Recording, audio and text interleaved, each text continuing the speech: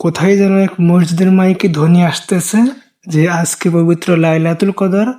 এই উপলক্ষে মসজিদে সালাত আদায় করা হবে এবং বয়ান দেওয়া হবে এবং পরবর্তীতে মিলাদ মাহফিল অনুষ্ঠিত হবে। আজকে পবিত্র লাইলাতুল কদর, আপনারা সকলেই চলে আসেন। আপনি একবার চিন্তা করছেন কি বলতেছে? যেখানে বিশ্বনবী সাল্লাল্লাহু আলাইহি ওয়াসাল্লাম পর্যন্ত জানতেন না যে কোন রাত্রিতে লাইলাতুল কদর অনুষ্ঠিত হবে, আর আপনি কি ভাই? কোন মুফতি, কোন আল্লামা, কোন আপনার পদবিটা কি? আপনি বলে দিচ্ছেন যে আজকেই লাইলাতুল কদর ৮৭ রাত্রিতে।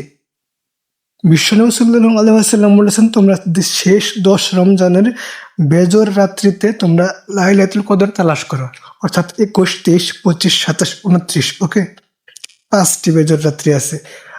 আজকে ২৭ রাত্রি। আমরা কিছু মানুষ এমন এমনটা ভেবে নিয়েছি যে আজকেই লাইলাতুল কদর, ২৭ রাত্রিতেই লাইলাতুল কদর হবেই হবে।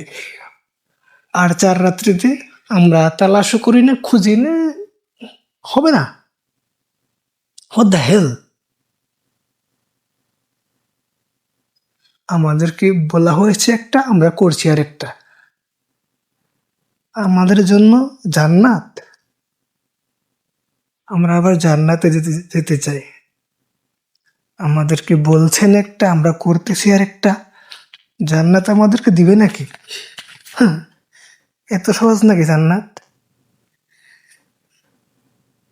যেটা বলা হয়েছে ১৪০০ বছর পূর্বে, সেই অনুযায়ী আমল করার চেষ্টা করুন। জান্নাত আপনার জন্য।